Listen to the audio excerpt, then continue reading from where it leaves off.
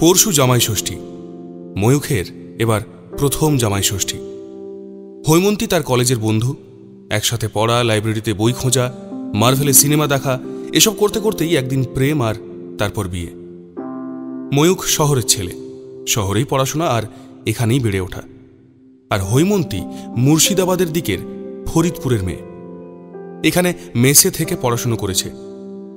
হৈমন্তীকে বিয়ে করতে ময়ূখ যখন প্রথমবার ফরিদপুরে যায়, তখনই তার প্রথম গ্রাম দেখা। তবে বিয়ে করতে গিয়ে কি আর সত্যি কিছু দেখা যায়? ওই আর কি, মাঠের পর মাঠ, ধান ক্ষেত, বড় বড় বটগাছ এক বিশাল সীমান্ত জুড়ে দু হাত ছড়িয়ে দাঁড়িয়ে আছে। এক একটা আম গাছ যেন কালো পাহাড়ের মতো বিশাল চেহারা নিয়ে দাঁড়িয়ে আছে। এসব দেখে সেদিনই ময়ূখ ঠিক করেছিল, এরপরে সে যখন গ্রামে আসবে তখন বেশ অনেকটা সময় নিয়ে আসবে, আর বেশ ভালো করে গ্রামটা ঘুরে দেখবে। সুযোগ এসেও গেল। জামাই ষষ্ঠী আসছে। শ্বশুরমশাই বলে দিয়েছেন অন্তত 7 দিনের ছুটি নিয়ে আসতে হবে। ময়ূখ অবশ্য তার চেয়েও লম্বা প্ল্যান করেছে মনে মনে। সেই জন্যই হৈমন্তীকে 2 দিন আগেই বাপের বাড়ি পাঠিয়ে দিয়েছে সে। কি মুশকিল, বিয়ে হয়ে গেছে বলে কি সবসময় বরের পিছন পিছন ঘুরতে হবে নাকি? আরে প্রথমবার জামাই আসছে তোমাদের বাড়ি, যাও গিয়ে ওনাদের একটু সাহায্য করো। আরে কি মুশকিল, আমার শাশুড়ি মা একা হাতে এত কিছু করতে পারেন নাকি? ঠিক হলো, জামাই ষষ্ঠীর 2 দিন আগেই হৈমন্তী চলে আসবে ফরিদপুরে, আর জামাই ষষ্ঠীর সকালে ময়ূখ চলে আসবে একেবারে ভোরের ট্রেনে। তারপর জমিয়ে প্রায় 10-12 দিন গ্রাম দেখা হবে। কিন্তু বউ না থাকলে বিবাহিত পুরুষ মানুষের, বিশেষ করে সদ্য বিবাহিত পুরুষ মানুষের যা হয় আর কি, প্রায় মাঝরাত অবধি একটার পর একটা রিল দেখে প্রায় ভোরের দিকে ঘুমোতে গেল ময়ূখ। অবশ্য অ্যালার্ম ক্লকে 2 মিনিট অন্তর টাইম সেট করা ছিল, কিন্তু হলে হবে কি, অ্যালার্ম বাজতে লাগলো নিজের মতো, আর ময়ূখ ঘুমোতে লাগলো নিজের মতো। অ্যালার্ম ঘড়ি বাজতে বাজতে ক্লান্ত হয়ে যখন বাজা বন্ধ করে দিয়েছে, তখন হৈমন্তী ফোন করল। একবার নয়, 4 বার ফোন বাজার পর ঘুম ভাঙল ময়ূখের।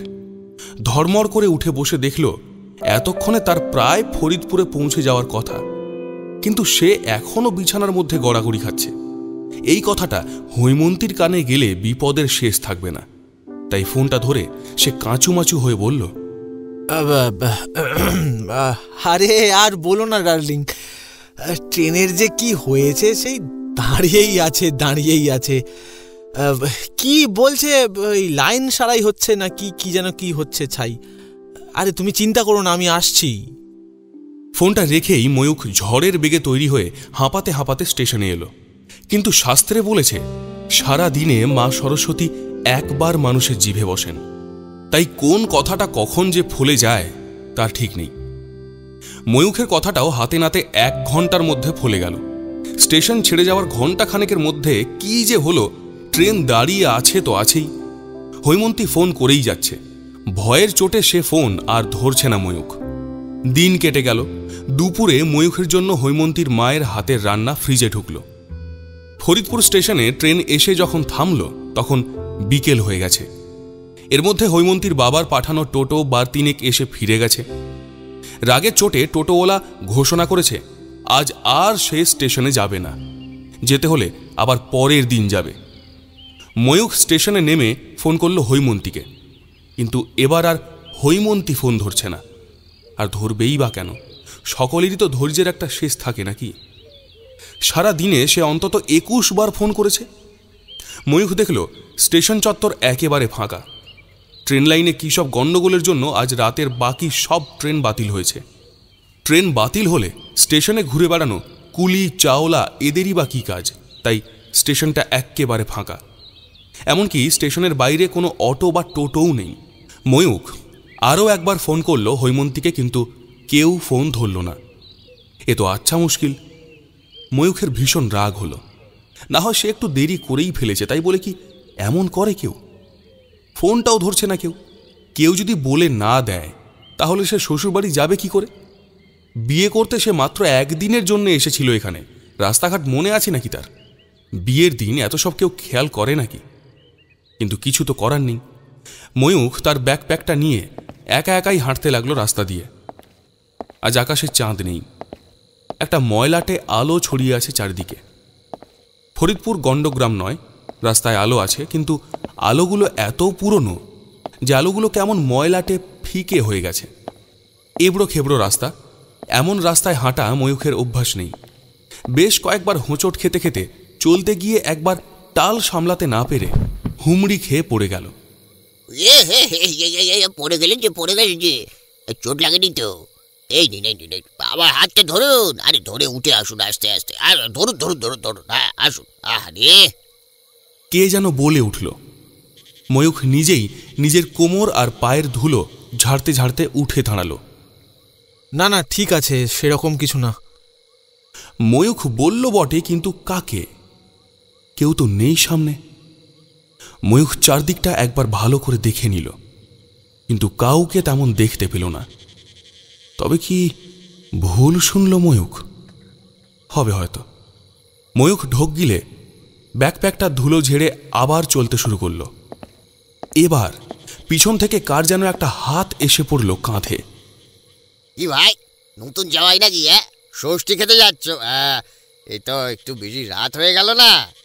হ্যাঁ, ওই ট্রেনে আসতে গিয়ে মানে একটু লাইনে গন্ডগোল ছিল। আবার সেই এক কাণ্ড। ময়ূখ পিছনে ফিরল, কিন্তু কাউকে দেখতে পেল না। নতুন জামাই এলে এরকমই খ্যাপানোর একটা রীতি আছে দেশ গায়ে। হৈমন্তীর এক দূর সম্পর্কের ভাই আছে, হয়তো সেই করছে এমন কাণ্ড কারখানা। কিন্তু এটা কি একটা সময় হলো নাকি আর কি করার? ময়ূখ এবার একটু রেগে গিয়ে চেঁচিয়ে উঠল, এই প্লিজ, মাথাটা না এমনি গরম আছে, এর মধ্যে এরকম ফালতু সময় নষ্ট করবেন না তো। যদি কিছু হেল্প করতে পারেন তো করুন, নয়তো বিরক্ত করবেন না প্লিজ। কাকে বলল কে জানে, আশেপাশে কেউ নেই। ময়ূখ আবার একবার ফোন করল হৈমন্তীকে। না, এবারও ফোন তুলল না হৈমন্তী। আচ্ছা মুশকিল, রাগ করার অভিমান করার একটা সময় আছে। একবার বাড়িতে পৌঁছে যাক ময়ূখ, তারপর না হয় যত ইচ্ছে রাগ অভিমান করুক। ময়ূখ না হয় একেবারে সেই গীত গোবিন্দের ছন্দে দেহি পদপল্লব মুদারম বলে রাগ ভাঙাবে। কিন্তু এখন তো একবার ফোনটা ধরে রাস্তাটা ঠিক করে বলে দেবে। আর এ এক আজব জায়গা। এখন এমন কি আর রাত হয়েছে, এর মধ্যেই মনে হচ্ছে যেন একেবারে ঘুমন্ত রাজপুরী। ময়ূখ নিজের মনে গজগজ করতে করতে আবার হাঁটতে শুরু করল। একটু বাদেই একটা লোক এবার এলো একেবারে সামনে থেকে। কি অদ্ভুত, এই গরমের মধ্যেও মাথাটা একটা মোটা সাদা চাদর দিয়ে পেঁচানো। জামাই নাকি? ময়ূখ কেমন যেন থম মেরে দাঁড়িয়ে পড়ল। এর আগে দুবার সে ঠকেছে, এবার আর ঠকতে চায় না। বেশ খানিকক্ষণ হাঁ করে চেয়ে রইল লোকটার দিকে। কিরকম যেন অদ্ভুত লাগছে। যদিও দেশ গ্রাম বলে গরম তেমন বোঝা যাচ্ছে না, তবু এমন মাথা মুড়ি দেওয়া ঠান্ডা তো নেই এখানে। তার উপর আবার এরকম অদ্ভুতভাবে ঢাকা আছে। সারা শরীর ফাঁকা, শুধু একটা পাতলা শার্ট, কিন্তু মুখটাই ঢাকা। সামনের লোকটা বেশ কিছুক্ষণ অপেক্ষা করে আবার বলল, জামাই নাকি? ষষ্ঠী খেতে এসেছো? ময়ূখ হালকা করে মাথাটা নাড়ল। চলো আমার সাথে। লোকটা চলতে লাগলো। ময়ূখ ঢোক গিলে ভাবল হৈমন্তী রাগ করে ফোন না ধরলেও শ্বশুর মশাই নিশ্চয়ই কাউকে পাঠিয়েছেন। কিছু না ভেবেই ময়ূখ চলতে লাগলো লোকটার পিছন পিছন। কি অদ্ভুত, আর একটাও কথা বলছে না লোকটা। এরকমভাবে নিস্তব্ধ অবস্থায় হাঁটা যায় নাকি? এতক্ষণ যখন কেউ ছিল না তখন ময়ূখ তবু নিজেই নিজের সাথে গজগজ করতে করতে যাচ্ছিল। এখন তো সে উপায়ও নেই। একজন কেউ সামনে থাকলে তো আর নিজের মনে বকবক করা যায় না। ময়ূখ আরও খানিকটা অপেক্ষা করে বলল, আপনাকে কি হৈমন্তীর বাবা মানে শৈলেশবাবু পাঠিয়েছেন? কে? শৈলেশবাবু? যাক, এতক্ষণে লোকটা কথা বলেছে। কিন্তু ময়ূখের মনে হলো লোকটা কথা বলল বটে, কিন্তু কথাটা যেন তার মুখ থেকে নয়, বুকের দিক থেকে উঠে আসছে। আর শ্বশুর মশাইকে চিনতে পারছে না কেন? হৈমন্তীর কাছে ময়ূখ শুনেছে এই ফরিদপুরে বেশ নাম আছে তার শ্বশুর মশাইয়ের, লোকে নাকি এক ডাকে চেনে। ময়ূখ আরও একটু ভালো করে বুঝিয়ে বলল, ওই যে শৈলেশ মজুমদার, ওই যে রাধা মাধবের প্রতিষ্ঠিত মন্দির আছে অনেক দিনের, একটা বড় নাট মন্দির আছে, ওই শুনেছি অনেক অনুষ্ঠান যাত্রাপালা হয় ওখানে। ও মজুমদার বাড়ি, সে তো অনেক বড় ব্যাপার। কিন্তু শৈলেশ মজুমদার, সে তো বেশ ছোট এখনো, তার আবার জামাই হয়ে গেল। ময়ূখের ভিড়মি খাওয়ার জোগাড়। তার শ্বশুরমশাইয়ের বয়স তা প্রায় 55 হবে, তাকে এমন বাচ্চা ছেলের মতো অবহেলা করছে কেন? আর তাহলে লোকটা কে? শ্বশুরমশাই তো লোক পাঠাননি। ইয়ে বলছি, আপনি কে? আপনাকে আমার শ্বশুর মশাই পাঠাননি? না, আমায় কেউ পাঠায়নি, আমি নিজে থেকেই এসেছি। এবার ময়ূখ খুব ভালো করে লক্ষ্য করল, লোকটার কথা কিন্তু ময়ূখের কাছ থেকে আসছে না। বেশ ভয় হতে লাগলো ময়ূখের, কেমন একটা অস্বস্তি লাগছে। অথচ এখন এই লোকটা ছাড়া যে তার কোনো উপায় নেই। হৈমন্তী ফোন ধরছে না, আশেপাশে আর কোনো লোকও দেখা যাচ্ছে না। আপনি চেনেন শৈলেশ মজুমদারের বাড়ি? মজুমদার বাড়ি কে চেনে না? মজুমদার বাড়ির জামাই। যাক, শান্তি।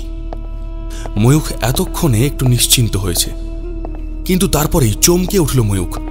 বলে কি লোকটা? যাক, ভালো হয়েছে, অনেক দিন বাদে ভালো করে ষষ্ঠী খাওয়া যাবে। প্রথমে ময়ূখ ভাবল হয়তো গরিব লোক, ময়ূখকে পৌঁছে দিলে শ্বশুরবাড়ি থেকে তাকেও যত্ন করে খাওয়াবে, এরকম কথাই বলতে চাইছে। কিন্তু ষষ্ঠী খাবে কেন বলল? ময়ূখ দাঁড়িয়ে পড়ল, কেমন যেন একটা অস্বস্তি হচ্ছে তার। অনেকক্ষণ ধরেই ছিল অস্বস্তিটা, এখন যেন বেড়ে গেল। লোকটা আস্তে আস্তে পিছনে ফিরল, একেবারে ময়ূখের সামনে দাঁড়িয়ে বলল, জামাই ষষ্ঠী খেতে যাব,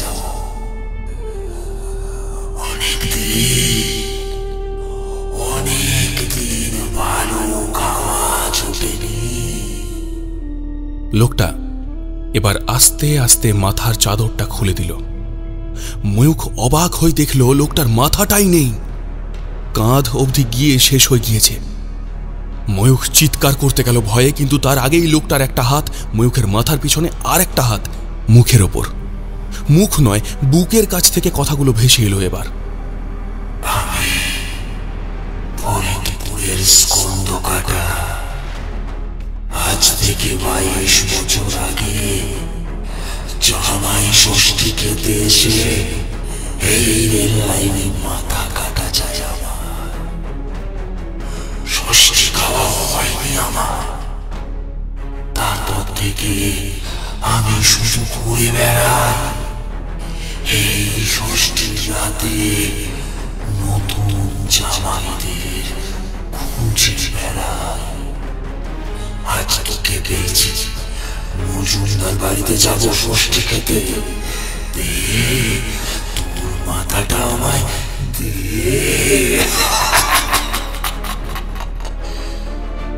ময়ূখের আর কোনো কথা বলার শক্তি নেই। সামনে দাঁড়ানো স্কন্ধ কাটাটা আলতো করে মাথাটা ঘুরিয়ে দিল।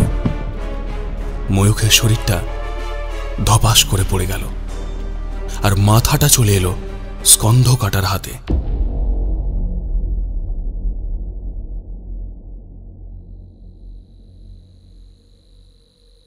শৈলেশবাবু এতক্ষণ ব্যস্ত ছিলেন নাট মন্দিরে। আজ ষষ্ঠী উপলক্ষে একদল বিশেষ কীর্তনিয়ার দল এসেছিলেন। তাঁদেরই সব পাওনা গণ্ডা বুঝিয়ে, সব পাঠ চুকিয়ে বাড়িতে আসতে একটু সময় নিলেন। এসে দেখলেন হৈমন্তীর মা শীতলা দেবী তখনও বসে আছেন মুখ চুন করে। কি হলো কি গিন্নি, মুখ ভার কেন? জামাই এসেছে বলে কথা, তোমার তো এখন দম ফেলার সময় থাকার কথা নয়, তো এমন করে বসে আছো কেন? শীতলা দেবী ফ্যালফ্যাল করে তাকিয়ে রইলেন খানিকক্ষণ স্বামীর দিকে, তারপর বললেন, তোমার কি কোনো কাণ্ডজ্ঞান নেই নাকি? কিছুই কি চোখে পড়ে না নাকি? মানছি আজ বাড়িতে ষষ্ঠী পুজোর আয়োজন হয়েছিল, সারাদিন তোমার ওই মন্দিরেই কেটেছে, কিন্তু তাই বলে কি তোমার কিচ্ছু চোখে পড়েনি? এমন তালকানা হলে কি চলবে? ভদ্রলোক হাঁ করে তাকিয়ে রইলেন স্ত্রীর দিকে। আজ জামাই আসার কথা, নতুন জামাই কোথায় স্ত্রীর মন একেবারে চড়াই পাখির মতো ফুরুত ফুরুত করে উড়ে উড়ে বেড়াবে তাই না, ভর সন্ধেবেলা এমন করে বকুনি দিচ্ছে। শীতলা দেবী স্বামীর অমন কাঁচু মাচু মুখ দেখে মুখ গোঁজ করে বললেন, সে এখনো আসেনি। আসেনি মানে? অবাক হয়ে গেলেন শৈলেশবাবু। আসেনি মানে আসেনি। মেয়ে ওদিকে মুখ হাঁড়ি করে বসে আছে ঘরে। আমার সারাদিন কিচ্ছু খাওয়া হয়নি। জামাই ষষ্ঠী না দিয়ে মুখে জল তুলে কি করে বলো দেখিনি? ওই দেখো কি কাণ্ড! হ্যাঁ, আজকালকার দিনে আবার এসব কেউ মানে নাকি? হবে হয়তো কোনো কাজ পড়ে গেছে। ছেলেটা তো সেই কবে থেকে গ্রাম দেখবে বলে লাফিয়ে বেড়াচ্ছিল। নিশ্চয়ই তেমন কোনো কাজ পড়েছে, তাই হয়তো আসছে না। শীতলা দেবী মুখ বেঁকিয়ে বললেন, তা সেটা তো একটু স্পষ্ট করে বলে দিলেই হয়। হরিমাধবকে 3 বার পাঠালাম টোটো নিয়ে, সে তো আর যাবে না বলে দিয়েছে স্টেশনে। মেয়েটাও মুখ ভার করে বসে আছে ওপরে। আমার আর কিচ্ছু ভালো লাগছে না। এতক্ষণ সব শান্ত হয়ে শুনছিলেন শৈলেশবাবু। হঠাৎ কি একটা মনে হতেই তিনি ডেকে উঠলেন, হৈমন্তী, হৈমন্তী! শৈলেশবাবু এমনিতে খুব শান্তশিষ্ট মানুষ, কিন্তু হঠাৎ কোনো কারণে রেগে গেলে গলার আওয়াজ অন্য রকম হয়ে যায়। সকলে ভয় পায় সেই গলাকে। হৈমন্তী নিজের ঘর থেকে হৈ হৈ করে ছুটে এলো। কি ব্যাপার? ময়ূখ কি আজ আসবে না? কি বলেছে কি ও? হৈমন্তী এতক্ষণ ধরে ময়ূখের ওপর অভিমান করে কান্নাকাটি করছিল। বাবার প্রশ্নের উত্তরে সঙ্গে সঙ্গে কিছু বলতে পারছিল না। শৈলেশবাবু রেগে বললেন, কি হলো কি? আমি কিছু জিজ্ঞাসা করছি তো, কথা কানে যাচ্ছে না। ময়ূখ আজ আসবে কি আসবে না? হৈমন্তী মিনমিন করে বলল, বুঝতে পারছি না বাবা। সেই সকাল থেকেই বলে যাচ্ছে ট্রেন লাইনে নাকি কি গন্ডগোল আছে। ও কোনো ভুলভাল বলছে বাবা। আমার মনে হয় কি জানেন তো, ও ট্রেনটা মিস করেছে, তারপরে একের পর এক বাহানা করছে। ওকে ঠিক করে জিজ্ঞাসা করো আজ রাতে ও আসছে কিনা, তাহলে আমাকে যেতে হবে স্টেশনে। স্বামীকে হঠাৎ এরকম রেগে যেতে দেখে শীতলা দেবী খানিকটা ভয় পেলেন। আহা, উফ! আরে বাবা, কি হলো কি? এত রেগে যাচ্ছ কেন? ওদের ব্যাপার ওরা বুঝে নেবে। তুমি এত রেগে যাও না তো, শান্ত হও, শান্ত হও। হ্যাঁ, ওদের ব্যাপার ওরা বুঝবে ভেবেই তো সারাদিন এদিকটা নজর দিইনি। আমাকে এতক্ষণ তালকানা বলছিলে না? তা তুমি কি শুনি? আমি না হয় আজ একটা দিন মন্দিরের পুজো নিয়ে ব্যস্ত ছিলাম, খবর নিতে পারিনি কিছু। তা তুমি একবার আমাকে জানাবে না? হৈমন্তী এখানে থাকে না, এখানকার ব্যাপার স্যাপার কিছু জানে না, তা ও ওর বরের সাথে রাগ করে ঠিক করে কথা নাই বা বলতে পারে। তুমি কি করে ভুলে গেলে আজ জামাই ষষ্ঠী? আর এই জামাই ষষ্ঠীর রাতে ফরিদপুরে এই স্কন্ধ কাটা ঘুরে বেড়ায়। নতুন জামাই দেখলে ও আমি আর ভাবতে পারছি না। শীতলা দেবী সত্যিই ভুলে গিয়েছিলেন সেই স্কন্ধ কাটার কথা। এখন মনে পড়তেই তিনি মাথা চাপড়ে বলে উঠলেন, হায় রে পোড়া কপাল আমার! এখন কি হবে গো? ছেলেটা কোথায়? একবারটি ফোন কর না রে। হৈমন্তী বেচারি এসব কথা সত্যিই জানে না। ছোট থেকেই সে শহরের স্কুলে কলেজে পড়াশোনা করেছে। ময়ূখ বেশ কয়েকবার পরপর ফোন করেছিল, বোধহয় স্টেশনে নেমে পড়েছে। আমি আর রাগ করে ফোনটা ধরিনি। সকাল থেকে ও অনেকবার ফোন ধরেনি, আমি অনেকবার ফোন করেছিলাম, তাই আমিও। তোমার এসব রাগ অভিমান কাল যত খুশি করো, এখন এই মুহূর্তে ফোন করে জিজ্ঞাসা করো ছেলেটা কোথায়। স্টেশনে থাকলে ওখানেই থাকতে বলো, আমি যাচ্ছি। আর আর আর বলবে কেউ ডাকলে যেন সাড়া না দেয়। শৈলেশবাবু গড়গড় করে অনেক কথা বলে গেলেন, কিন্তু হৈমন্তী ফোনে ময়ূখকে পেলই না। ফোন বেজে যাচ্ছে, কেউ ধরছে না। সকালেও এমনটা অনেকবার হয়েছে, কিন্তু তখন এত ভয় পায়নি সে। এখন কেমন যেন বুকের মধ্যে ধুকপুক করছে। শৈলেশবাবু বললেন, অনেক হয়েছে, যাই আমি একবার স্টেশনে। আগেই যাওয়া উচিত ছিল আমার। বড্ড দেরি করে ফেলেছি। শৈলেশবাবু বের হতে যাবেন এমন সময় সদর দরজায় ঘা পড়ল। হৈমন্তী ছুটে এসে দরজা খুলল, দেখল ময়ূখ দাঁড়িয়ে আছে। কিন্তু অবাক হয়ে গেল হৈমন্তী। এটা কি ধরনের জামা পরে আছে ময়ূখ? একটা পাতলা সাদা শার্ট আর ময়লাটে একটা ধুতি। ময়ূখ ধুতি পরেছে? বিশ্বাসই করতে পারছে না সে। হাঁ করে তাকিয়ে আছে হৈমন্তী। জামাই সাজার জন্য কি ময়ূখ ধুতি পরেছে নাকি? কিন্তু ময়ূখকে তো কোনো দিক দিয়ে নতুন জামাই লাগছে না। নিজেকে আর সামলাতে পারল না হৈমন্তী। সকাল থেকে সে যত রাগ জমিয়ে রেখেছিল একসাথে বেরিয়ে এলো। এটা কি পরে এসেছো তুমি? এত নোংরা জামা কাপড়, একটা ভদ্রস্ত কিছু খুঁজে পাওনি? শৈলেশবাবু হাসতে হাসতে এগিয়ে এলেন। ওই দেখো দিকিনি কি কাণ্ড। ছেলেটাকে আগে ঘরে আসতে দে, আগে বাড়িতে ঢুকুক, তারপর না হয় যত ইচ্ছে বকিসোকে। জামাই ঠিক মতো এসেছে এতক্ষণে। শৈলেশবাবুর নিজস্ব হাসি খুশি গলা ফিরে এসেছে। তিনি হাঁক পারলেন, আরে কি হলো কি? ও গিন্নি, আরে সেই কখন থেকে তো বরণডালা সাজিয়ে বসে আছো, তা কি হলো? এসো, জামাই তো দাঁড়িয়ে দাঁড়িয়ে ক্লান্ত হয়ে গেল। শীতলা দেবী উলু দিতে দিতে বরণের থালাটা নিয়ে এগিয়ে এলেন। বরণ সেরে জামাইয়ের হাত ধরে বাড়ির ভেতরে নিয়ে এলেন তিনি। হাসতে হাসতে বললেন, ওই জন্য তো বলেছিলুম দুটোকে একসাথে আসতে, তাহলে তো মনের মতো করে বরকে সাজিয়ে গুজিয়ে নিয়ে আসতে পারতিস, ঠিক সময় মতো আসতেও পারতো। আর এখন আর এত বকাবকি করিস না তো। যা ওপরে নিয়ে যা, হাত মুখ ধুয়ে আসুক বরণ, যা। ময়ূখ শীতলা দেবীর হাত ছাড়িয়ে বলে উঠল, খেতে দেবেন না আমায়? ভীষণ খিদে পেয়েছে তো আমার। শীতলা দেবী ঘাবড়ে গিয়ে হাঁ করে চেয়ে রইলেন ময়ূখের দিকে। লজ্জায় লাল হয়ে উঠল হৈমন্তী। আরে কি হচ্ছেটা কি? উফ, তুমি না, মাথা খারাপ হয়ে গেল নাকি তোমার? চাপা গলায় বলল হৈমন্তী। জামাই খেতে চাইছে আর মেয়ে তাকে ধমক দিচ্ছে, এটা দেখে শীতলা দেবী হৈমন্তীর চেয়েও লজ্জা পেয়ে গেলেন। আহারে, সেই কোন সকালে বেরিয়েছে ছেলেটা, হয়তো কিছু খেয়েই বের হয়নি, তার উপর এতক্ষণ ধরে ট্রেনে গন্ডগোল, নিশ্চয়ই খুব খিদে পেয়েছে। সেরকম খিদে না পেলে এরকম করে কেউ বলে নাকি? শীতলা দেবী মেয়েকে হালকা ধমক দিয়ে বললেন, এই তুই থাম তো, সেই কখন থেকে দেখছি একেবারে স্কুলের বড় দিদিমণির মতো বরকে ধমকেই চলেছিস। নিজের ঘরে গিয়ে যত খুশি শাসন কর। এখনও নিজের মায়ের কাছে এসেছে, ছেলে মায়ের কাছে খেতে চাইবে না তো কার কাছে চাইবে? শীতলা দেবীর আশকারা পেয়ে ময়ূখ আরো এগিয়ে এসে বলে, খিদে পেয়েছে আমার, ভীষণ খিদে পেয়েছে। হ্যাঁ হ্যাঁ, সে তো বটেই, খিদে তো পাবি। তোমার শাশুড়ি মা সকাল থেকে অনেক রান্না বান্না করেছেন তোমার জন্য, তুমি না খেলে কি চলে বাবা? তা বাবা, উনি বরং আয়োজন করুক, তার মধ্যে তুমি এসো একবার আমাদের কুলদেবতা রাধা মাধবকে একবার প্রণাম করে নাও। আমাদের অনেক দিনের মন্দির, বড় জাগ্রত এই বিগ্রহ। না না, খিদে পেয়েছে আমার, ভীষণ খিদে পেয়েছে। শৈলেশবাবু ঘাবড়ে গেলেন। কেমন ব্যবহার ময়ূখের! হৈমন্তী লজ্জায় মাথা নিচু করে রইল।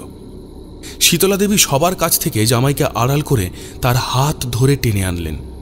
স্বামীকে বললেন, ঠিক আছে, বাদ দাও তো দেখি, বেচারার খিদে পেয়েছে এখন, আর ঠাকুরের শয়ন তো হয়ে গেছে, এখন ওখানে যাওয়া ঠিক নয়। কাল সকালে গিয়ে প্রণাম করে আসবে।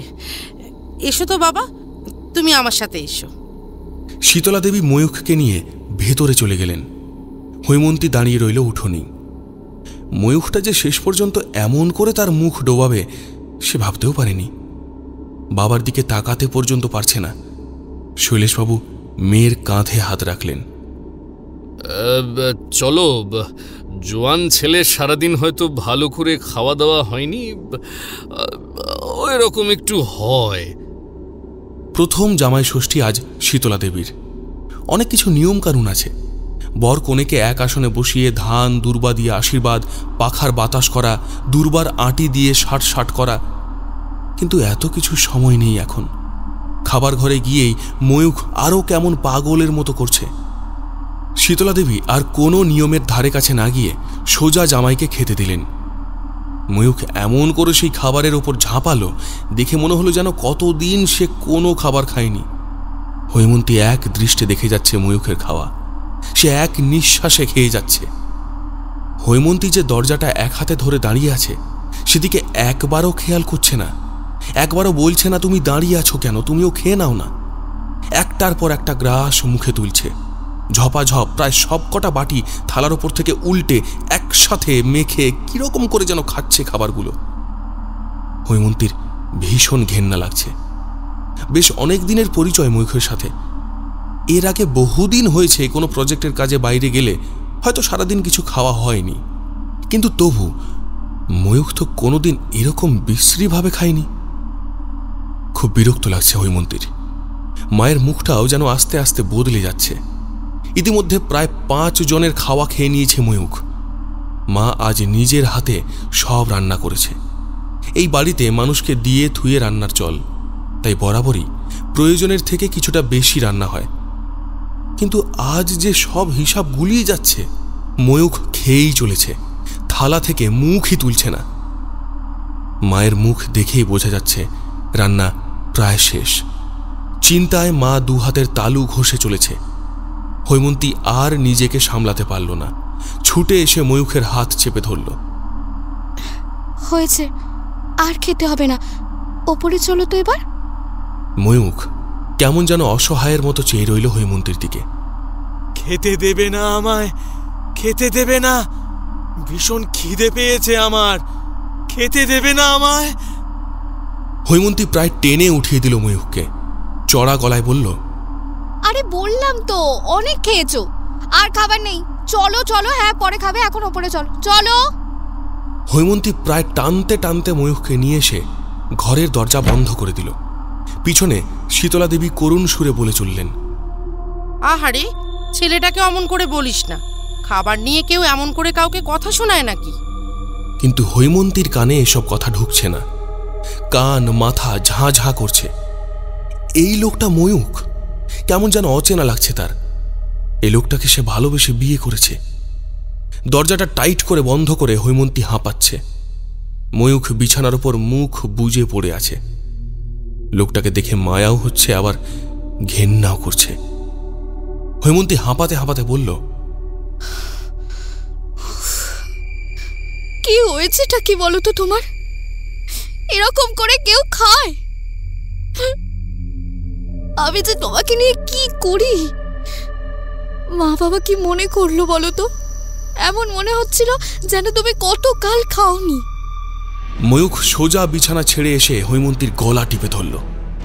খাইনি তো, আমি অনেক বছর ধরে কিছু খাইনি, আজ এতদিন বাদে খেতে এলাম আর তুই খেতে দিলি না। দেখ আমি তোর কি করি।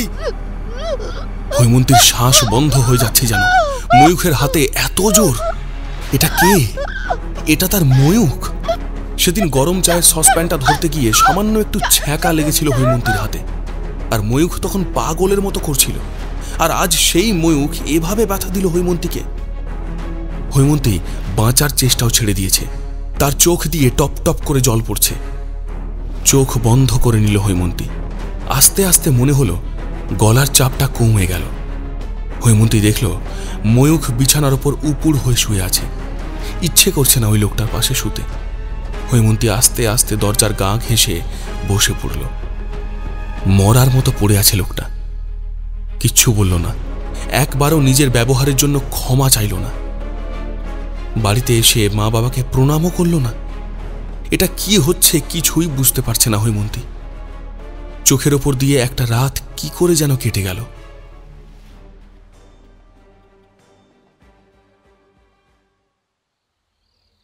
হৈমন্তী বসে আছে দরজা ঘেঁষে। বসে থাকতে থাকতেই কখন যেন চোখ লেগে গিয়েছিল। বাইরের দরজায় ধাক্কা শুনে উঠে দাঁড়ালো হৈমন্তী। মায়ের গলার আওয়াজ পাওয়া যাচ্ছে বাইরে থেকে।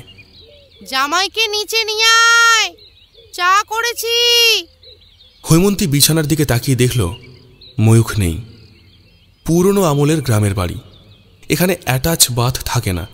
অবশ্য বাইরে একটা ছোট ব্যালকনি আছে। হৈমন্তী সেখানে গিয়ে দেখল না, এখানেও নেই ময়ূখ। কোথায় গেল ময়ূখ? দরজা সে বন্ধ করে রেখেছিল।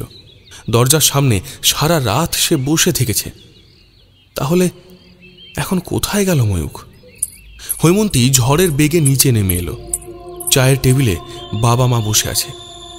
হয়তো আগের রাতের ঘটনার পর আজ তারা ভালো কিছু আশা করেছিল, কিন্তু ময়ূখ কোথায়? হৈমন্তীকে এভাবে নেমে আসতে দেখে শৈলেশবাবু বললেন, কিরে, হ্যাঁ, তোদের ঝগড়াঝাঁটি শাসন সব হয়েছে? হ্যাঁ, বলি আজ সব শান্ত তো? শীতলা দেবী মুখে আঁচল চাপা দিয়ে হাসি চেপে বললেন, উফ বাবা, বরকে কি শাসন করছিস রে? আমাদের সময় তো গলা তুলে কথাই বলতে পারতাম না। তাই তো তা যাকে, ছেলেটা গেল কোথায়? হ্যাঁ, ঘুম ভাঙেনি এখনো? হৈমন্তী ফ্যালফ্যাল করে তাকিয়ে বলল, ময়ূক নিচে নামেনি। নিচে না তো। শৈলেশবাবু অবাক হয়ে গেলেন। হৈমন্তী নিজেও সেটা জানে। সে তো দরজা বন্ধ করে রেখেছিল, তাহলে ময়ূখ নিচে আসবেই বা কি করে? শৈলেশবাবু অবাক হয়ে বললেন, কিরে, হাঁ করে চেয়ে আছিস কেন? কিছু বল, কোথায় গেল ছেলেটা? আমি জানি না, ঘরে কোথাও নেই। আমি ওকে কোথাও খুঁজে পেলাম না। কি মুশকিল! গ্রাম দেখবে বলছিল, তাই সকালবেলা একা একাই বেরিয়ে গেল নাকি কে জানে। আরে আমি তো ছিলাম নাকি? একা একা আবার কোথায় বেরিয়ে গেল ছেলেটা? আর বেরোলই বা কখন? হ্যাঁ, আমার তো ভোরে ওঠা অভ্যেস। আমি তো সকালে মন্দিরে ছিলাম, কই কিছু তো চোখে পড়লো না। আর সদর দরজাও তো বন্ধ। গেল কোন দিক দিয়ে? শৈলেশবাবুর কথা শেষ হতেই শীতলা দেবী রেগে বললেন, হলো তো, এবার আশ মিটেছে। ছেলেটা বাড়ি ফিরতে না ফিরতেই একেবারে বকাবকি শুরু করে দিলি। দেখ তো এখন কোথায় গেল ছেলেটা। হৈমন্তীর বুকের ভেতরটা কেমন যেন দুরু দুরু করছে। মনে হচ্ছে যেন হৃৎপিণ্ডটা চলতে চলতে এক একবার বন্ধ করে দিচ্ছে চলার গতি। কিভাবে বলবে কথাটা বুঝতে পারছিল না হৈমন্তী, কিন্তু না বলেও যে আর থাকা যাচ্ছে না। নিজেকে একটু সামলে হৈমন্তী বলল, কিন্তু আমার ঘরেরও তো দরজা বন্ধ ছিল। ও কোথা দিয়ে কি করে গেল? শৈলেশবাবু এবং শীতলা দেবী কিছুক্ষণ অবাক হয়ে তাকিয়ে রইলেন। কাল রাতের ঘটনাটা একটু একটু করে পুরোটা মনে পড়তে লাগলো শৈলেশবাবুর। মনে হয় এতক্ষণে পুরো ব্যাপারটা তিনি বুঝতে পারলেন। সর্বনাশ হয়ে গেছে। হায় রে হায়, আমি এত বড় ভুলটা কি করে বসলাম? ঠিক এই সময়ই দরজায় ধাক্কা পড়ল। মনে হচ্ছে যেন অনেকে মিলে দরজায় ধাক্কা দিচ্ছে। শৈলেশবাবু ছুটে গেলেন সেই দিকে। দরজা খুলতেই মনে হলো সারা গ্রাম দাঁড়িয়ে আছে বাড়ির সামনে। সকলের মুখে চিন্তা আর ভয়ের ছাপ। কালকে টোটোওয়ালার দু চোখ দিয়ে জল পড়ছে। শৈলেশবাবু কঠিন স্বরে বললেন, কাঁদছ কেন নিমাই? সে বেচারা কোনো মতে ঢোক গিলে বললে, দাদা বাবু এই ছিলেন রাতে? এসেছিল, কিন্তু আজ সকাল থেকে তার আর কোনো খোঁজ পাওয়া যাচ্ছে না। তোমরা কি দেখেছ বলো? স্টেশন থেকে আসার রাস্তায় রাস্তা ধরে একজনের দেহ পড়ে আছে। তার শুধু শরীরটাই পড়ে আছে, মাথাটা নেই। শৈলেশবাবু ওখানেই ধপ করে পড়ে গেলেন। হৈমন্তী ছুটতে শুরু করলো রাস্তা দিয়ে পাগলের মতো, আর তার পিছনে গায়ের মেয়ে বউরা, তারও পিছনে পুরুষরা। ঠিকই বলেছিল নিমাই, রাস্তার উপরে উল্টো হয়ে শুয়ে আছে একটা দেহ, শুধুই দেহ, মাথাটা নেই।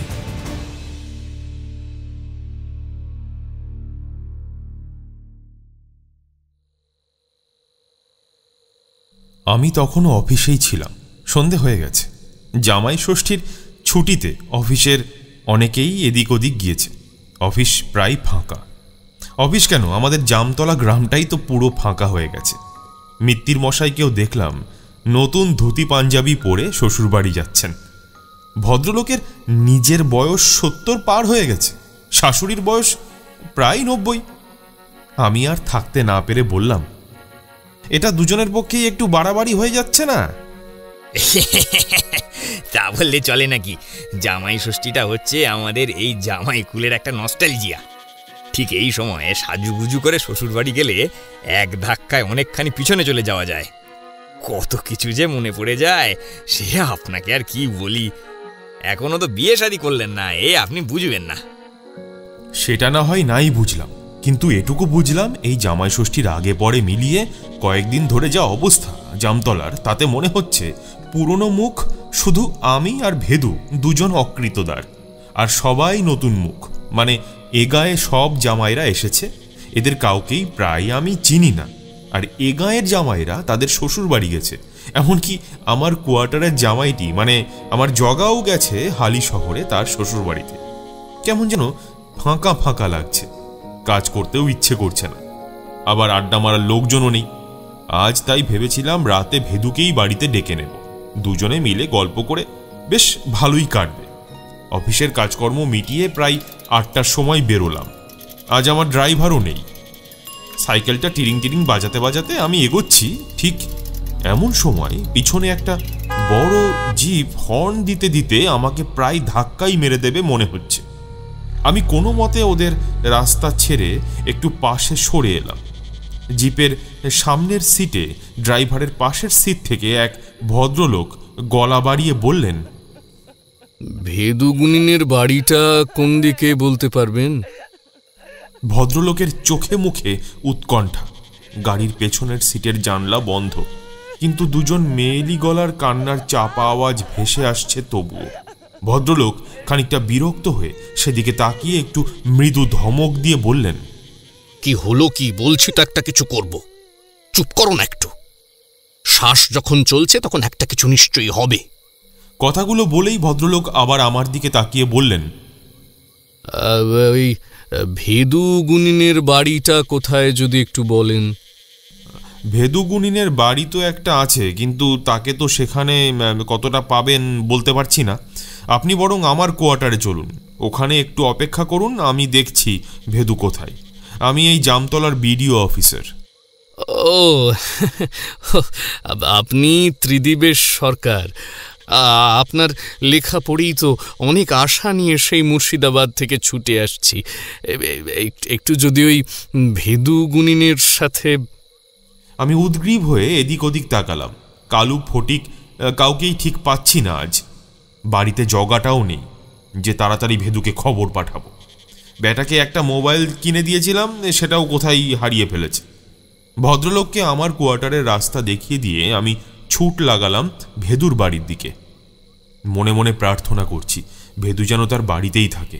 লোকে বলে ভগবানেরও এখন বয়স হয়েছে, প্রার্থনা করলেই যে সঙ্গে সঙ্গে তা মঞ্জুর হবে তার তো কোনো মানে নেই। তবে মনে হয় জামাই ষষ্ঠীর আনন্দে ভগবানের দরবারেও প্রার্থনা কিছু কম জমা পড়ছিল, তাই আমার প্রার্থনা খুব তাড়াতাড়ি মঞ্জুর হয়ে গেল। ভেদুকে দেখলাম তার ওই ছোট্ট এক চিলতে জায়গাতে বসেই নাম জপ করছে। সবিস্তারে বর্ণনা করার সময় নেই। ভদ্রলোককে এক ঝলক দেখেই বুঝেছিলাম কিছু একটা বিরাট অঘটন ঘটেছে ওর সাথে। ভেদুকে প্রায় টানতে টানতে সাইকেলে চাপিয়ে তুলে নিয়ে এলাম। আমার কোয়ার্টারের নিচে বসার জায়গাতে একটা কার্পেট পাতা রয়েছে, সেখানেই শুইয়ে রাখা হয়েছে ময়ূককে। ছেলেটার শরীর আছে কিন্তু মাথা নেই, অথচ তার হৃৎপিণ্ড চলছে। নাড়ি টিপলে আওয়াজ পাওয়া যাচ্ছে, কিন্তু মাথা নেই। এমন কাণ্ড আমি কোনোদিন দেখিনি। ভেদুকে নিয়ে যখন কোয়ার্টারে পৌঁছলাম ততক্ষণে শৈলেশবাবুরা এসে গিয়েছেন। অবশ্য দরজা বন্ধ থাকায় ততক্ষণে সকলে গাড়িতেই ছিলেন। আমি এসে দরজা খুলে দিতে ভদ্রলোক খানিকটা ইতস্তত করে ময়ূখের শরীরটা নিয়ে এসে শুইয়ে দিলেন। কি আর বলবো, আমি প্রায় পড়ে যাচ্ছিলাম। অনেক কষ্টে নিজেকে সামলালাম। ভেদুর কল্যাণে ডাকিনি, পিশাচিনি, নরখাদক কম দেখিনি, কিন্তু এমন একটা মানুষের মুন্ডহীন দেহ যে দেখতে হবে কল্পনাও করতে পারিনি। ভেদু এসে বার কয়েক নাড়ি টিপে দেখল। যতবার হাতের কাছে কান নিয়ে যাই ততবার চমকে ওঠে। কি শান্তভাবে নাড়ি চলছে, যেন ঘুমিয়ে আছে। ভেদু কথাটা বলতেই ভদ্রলোকের স্ত্রী আর শাশুড়ি দুজনেই হাউ হাউ করে কেঁদে উঠলেন।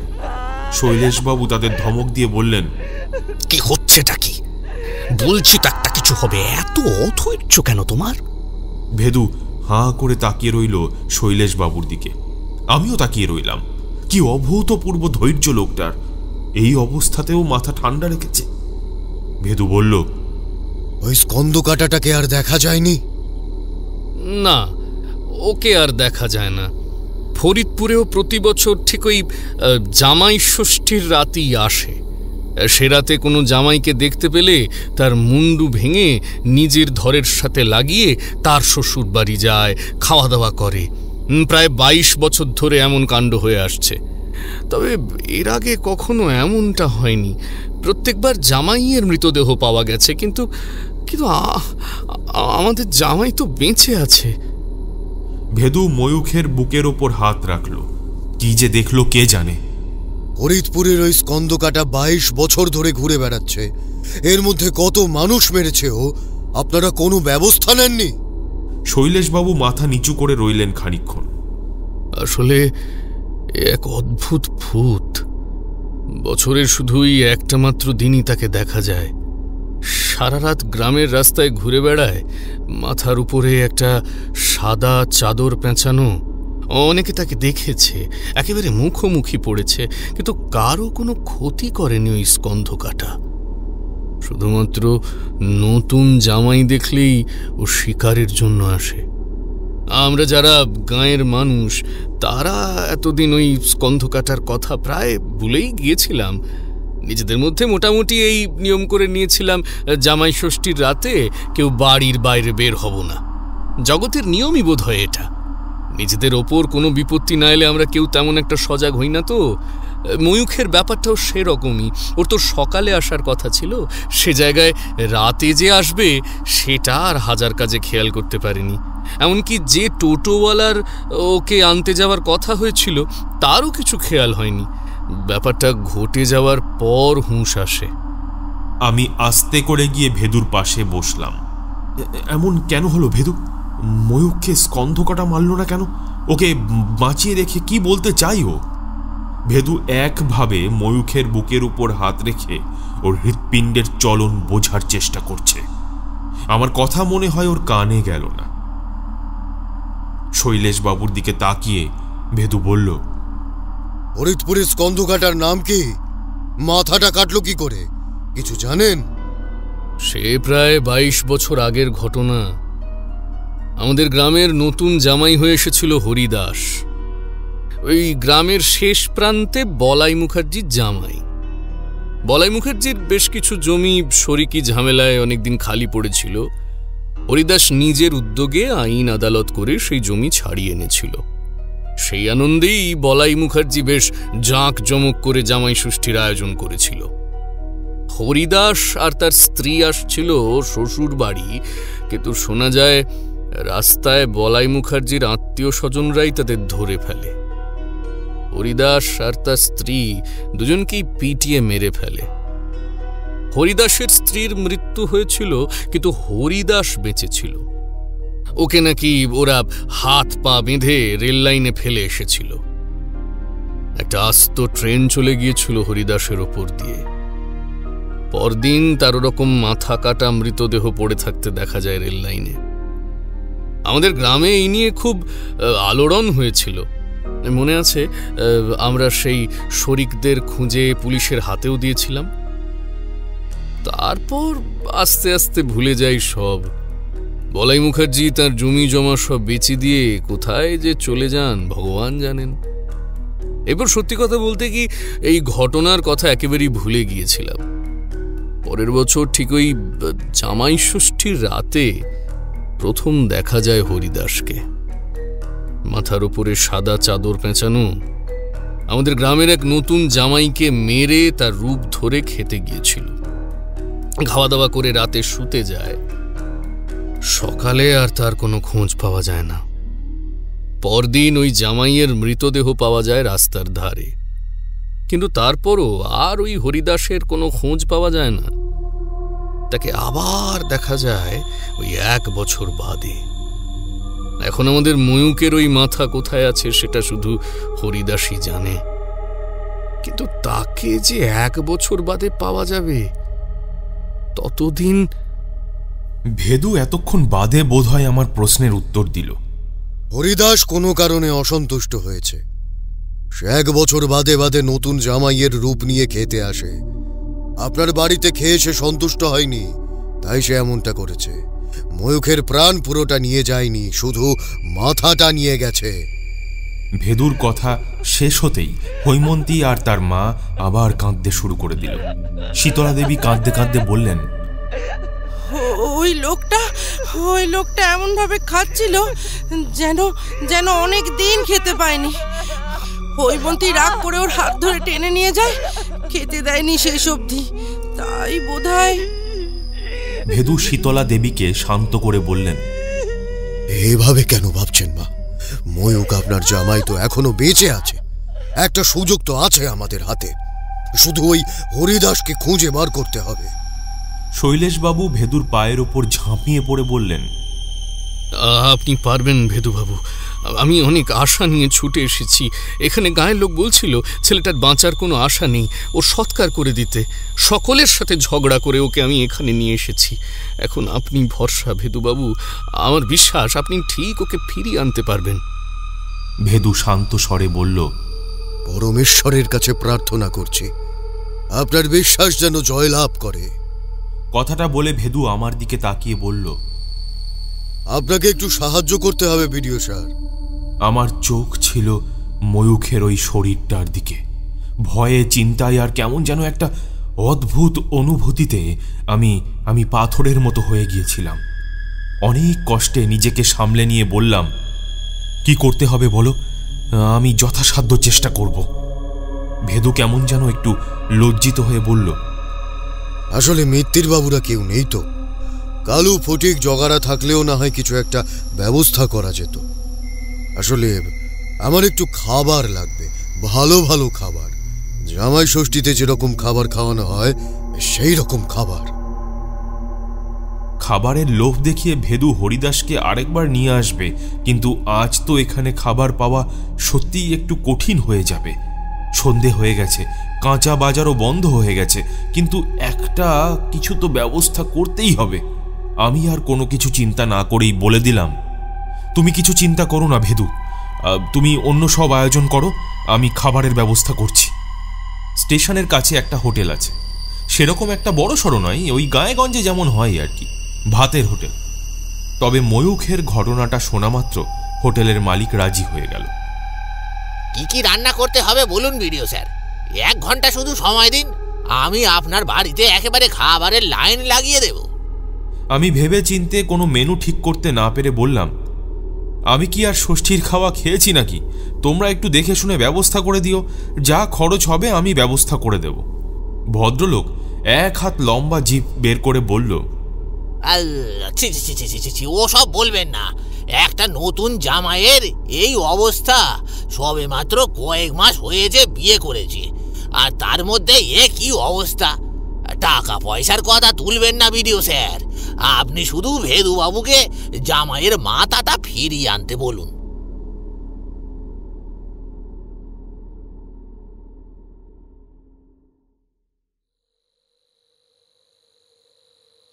রাত তখন 10টা হবে। আমার কোয়ার্টারের নিচের তলাটা খাবার দাবারে ভরে গেছে।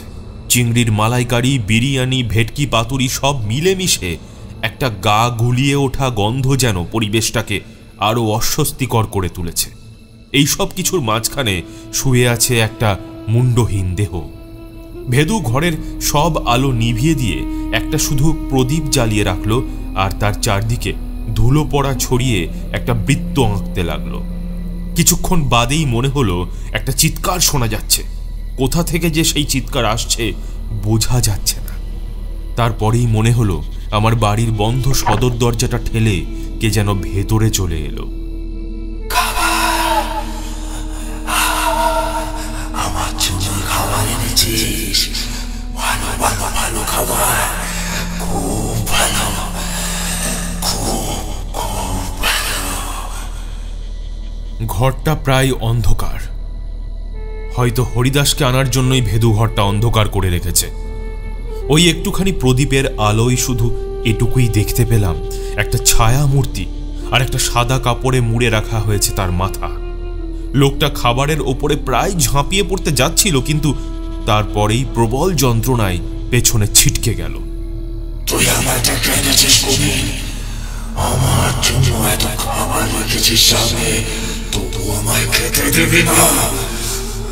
আমাকে তুই চিনিস না কবি, আমি কিন্তু সবাইকে শেষ করে দেব।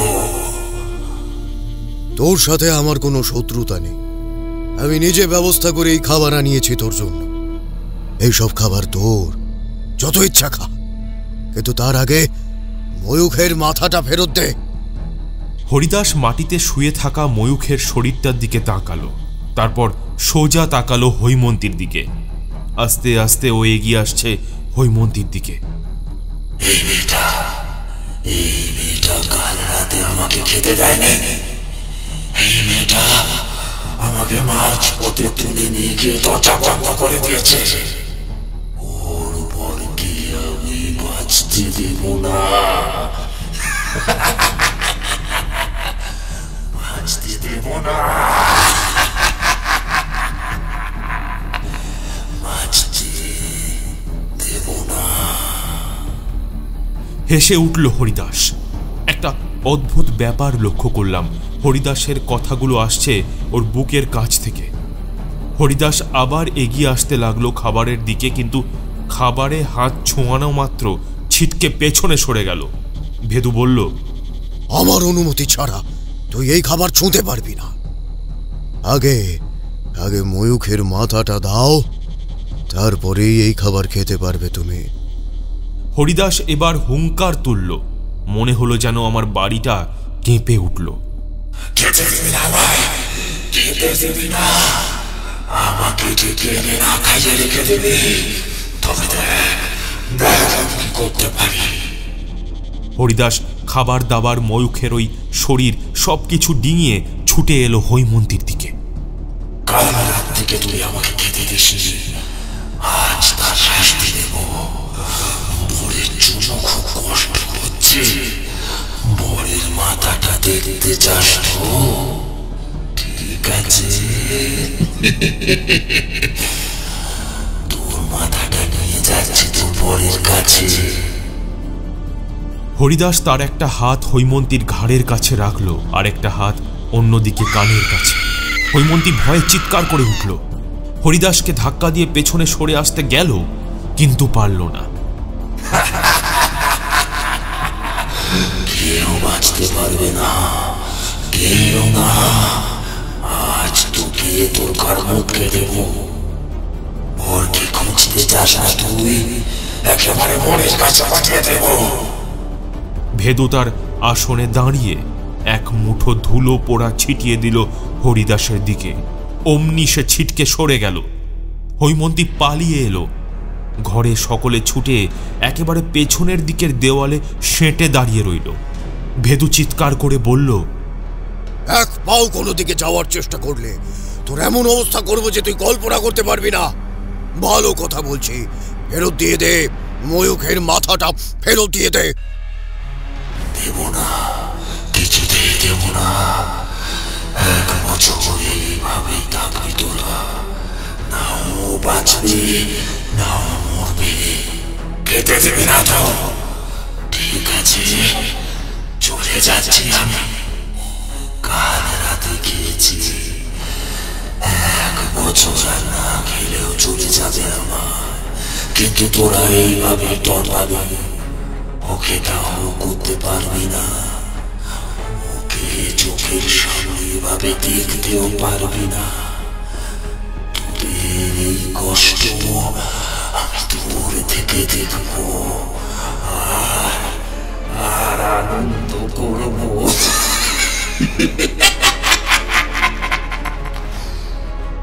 হরিদাস সব ফেলে দরজার দিকে যেতে গেল, কিন্তু দরজা পার হতে পারল না। দরজার বাইরে পা দিতেই যেন ছ্যাঁকা খেয়ে সরে এলো। ভেদু কখন যেন দরজার বাইরেও গন্ডি কেটে এসেছে। কোথাও যেতে পারবি না তুই, এখানে এসেছিস আমার ইচ্ছেতে, যেতেও পারবি আমার ইচ্ছেতে। শুধু শুধু পালানোর চেষ্টা করলে শুধু যন্ত্রণাই পাবে। তাই বলছি, ভালোই ভালোই ময়ূখের মাথাটা ফেরত দে, কিছুতেই দেব না। শীতলা দেবী মিনমিন করে কেঁদে কেঁদে বলতে লাগলো, দিয়ে দাও না বাবা, হ্যাঁ আমার জামাইকে বাঁচিয়ে দাও না। এই তো দেখো কত কত খাবার আছে, তোমাকে আমি প্রতিদিন এমন করে খাবার খাওয়াবো। আমার জামাইকে ফেরত দিয়ে দাও না বাবা, দাও না। শীতলা দেবীর কথা বলার সাথে সাথে কি যেন হলো, হরিদাস বাড়ির বাইরে চলে গেল। ভেদুর এঁকে দেওয়া গণ্ডি অতিক্রম করে বেরিয়ে গেল। ভেদুর কবল থেকে ছাড়া পাওয়ার পরেই সে চিৎকার করে হেসে উঠল।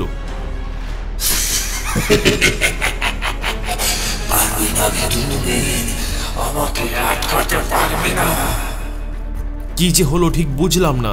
ভেদুর ধুলো পড়া ভেদ করে লোকটা বাইরে বেরিয়ে গেল কি করে? এরপর তো আর লোকটাকে আটকাতে পারা যাবে না। ভেদু কড়া গলায় ধমক দিয়ে উঠল, শৈলেশ বাবু, আপনার স্ত্রীকে একটু সংযত থাকতে বলুন। আমি এভাবে কাজ করতে পারি না। শুধুমাত্র ধুলো পোড়া দিয়ে কোনো আত্মাকে আটকে রাখা যায় না, নিজের সমস্ত শক্তি দিয়ে ওকে ধরে রাখতে হয়। এখন এই সময় অন্য কেউ কথা বললে, চেঁচামেচি কান্নাকাটি করলে আমার মনোসংযোগ নষ্ট হয়। শৈলেশবাবু কিছু বললেন না, শুধু একেবারে ভস্ম করে দেওয়া দৃষ্টিতে স্ত্রীর দিকে তাকিয়ে তাকে চুপ থাকতে ইশারা করলেন। কিন্তু ওদিকে ততক্ষণে হরিদাসকে আর দেখা যাচ্ছে না কোথাও।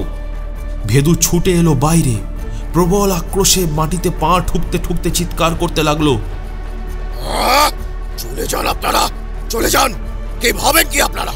ভেদু শুধু বসে বসে ভেলকি দেখায়। একটা আত্মাকে তার ইচ্ছার বিরুদ্ধে অসময়ে অন্য কোনো জায়গায় ডেকে আনতে কতটা কষ্ট হয় সে সম্পর্কে কোনো ধারণা আছে আপনাদের? চলে যান, যান, চলে যান। শৈলেশবাবুকে দেখলাম মাথায় হাত দিয়ে বসে পড়লেন। হৈমন্তী আর শীতলা দেবী চাপা স্বরে কাঁদতে শুরু করে দিয়েছে আবার। ভেদুর ওই রূপ দেখে জোরে কাঁদতেও বোধহয় ভয় পাচ্ছেন ওরা। আমি আস্তে করে ভেদুর পাশে গেলাম। ভেদু, একটু শান্ত হও। আমি জানি এভাবে বারবার আত্মাকে ডেকে আনা কারোর পক্ষেই সম্ভব নয়, তবে এইটুকু সময়ে ওই হরিদাসকে যেটুকু বুঝেছি, এত খাবারের লোভ ও এত সহজে ছাড়তে পারবে না। আমাদের চোখে সব কিছু ধরা পড়ে না ভেদু, কিন্তু তুমি আমাদের থেকে বেশি দেখতে পাও। আমার মনে হয় না ওই হরিদাস এত সহজে এই জায়গা ছেড়ে যাবে। আমি যখন এই কথাগুলো বলছি তখনই অন্যদিকে এক অদ্ভুত ঘটনা ঘটতে শুরু করেছে। খাবারের একদিক থেকে কমতে শুরু করেছে। ভেদু ঠিকই বলেছিল, শুধু ধুলো পড়া দিয়ে কাউকে আটকে রাখা যায় না, নিজের মনঃসংযোগ দিয়ে তাকে আটকে রাখতে হয়। আর সেই মনঃসংযোগের সুতোটা ছিঁড়ে যাওয়া মাত্র একটা অদ্ভুত ব্যাপার ঘটে গেল। যেসব খাবার ওই হরিদাস একটু আগে ছুঁতে পর্যন্ত পারছিল না, সেটা এখন সে অনায়াসে খেয়ে চলেছে। ভেদু সেদিকে তাকিয়ে আস্তে আস্তে এগিয়ে গেল। নিজের ঝোলা থেকে এক মুঠো ধুলো নিয়ে মন্ত্র পড়ে ছুঁড়ে দিল। ধুলো পড়া মাত্রই হরিদাসকে আবার দেখা গেল। ভেদু আরো খানিকটা এগিয়ে গেল। গেলে চলে যাবি বলেছিলি, গেলি না কেন? খেতে এসেছিস তুই, খেতে এসেছিস। কিছু খেতে দেবো না তোকে, কিছু খেতে দেবো না আমি তোকে। ভেদু তার বটের ঝুড়ি দিয়ে বানানো দড়িটা ছুঁড়ে দিল হরিদাসের দিকে। সেই দড়ি গায়ে লাগা মাত্র স্থির হয়ে গেল সে।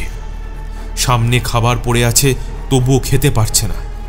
এবার সে অনুনয় করে উঠল, খেতে দে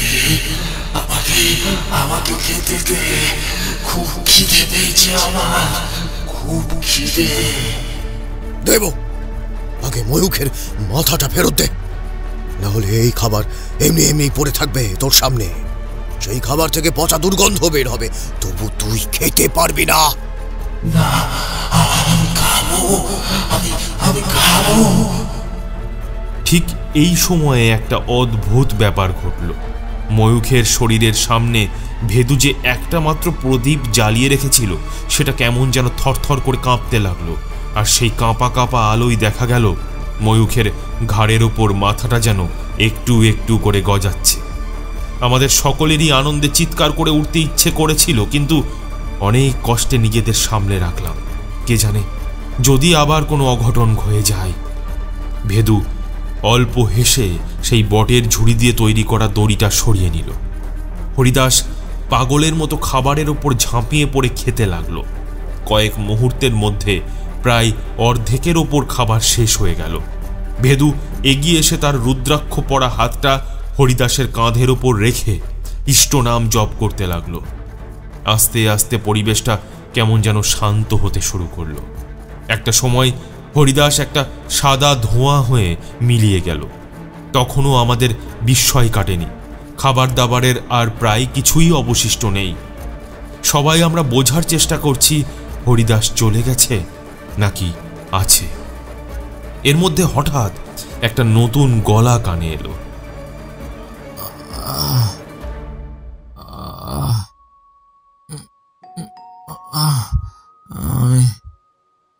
আমি কোথায়?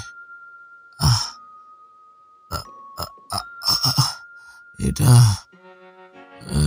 আবার কোন জায়গায় এসে পড়ল?